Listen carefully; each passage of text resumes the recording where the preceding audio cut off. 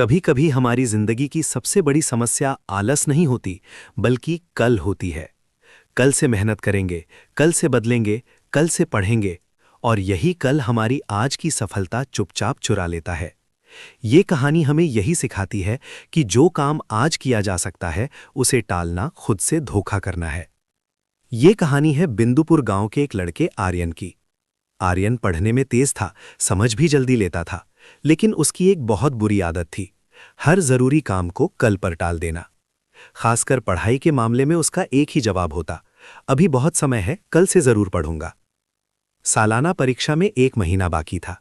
उसकी माँ रोज प्यार से समझाती, बेटा थोड़ा थोड़ा पढ़ लिया कर, आखिरी समय में परेशानी होगी। आर्यन मुस्कुराकर कह देता, अरे माँ, अभी तो पूरा महीना है, कल सुबह 4 बजे उठकर पक्का पढ़ूंगा। लेकिन वो कल कभी नहीं आया। सुबह नींद भारी लगती, दोपहर दोस्तों के साथ खेल में निकल जाती, और रात को वो खुद से कहता, आज बहुत थक गया हूं, कल से पक्का शुरुआत करूंगा। दिन ऐसे ही खेल खेल में निकलते गए, और देखते देखते पूरा महीना खत्म हो गया। परीक्षा में अब सिर्फ 2 दिन बचे थे। अब आर्यन घबरा गया। उसने सोचा कि रात भर जागकर पूरा सिलेबस खत्म कर देगा। जैसे ही उसने किताब खोली, उसे एहसास हुआ कि उसने पूरे साल पढ़ाई को कितना हल्के में लिया था। ढेर सारे अध्याय देखकर उसका सिर घूमने लगा।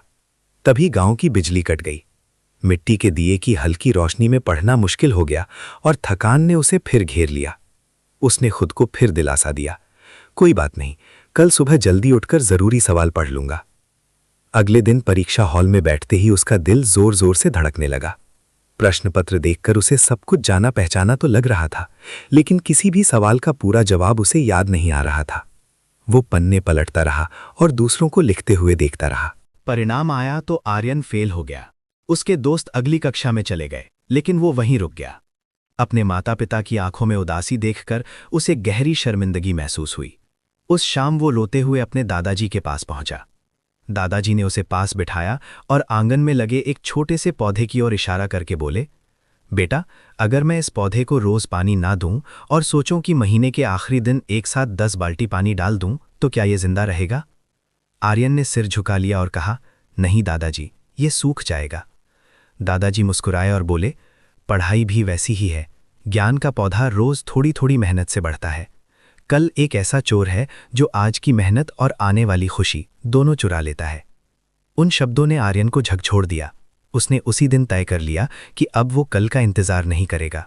उसने अपने कमरे की दीवार पर एक बड़ा सा चार्ट लगाया, जिस पर लिखा था, कल कभी नहीं आता, जो है वही आज है। अगले साल आर्यन बदला हुआ था। जो भी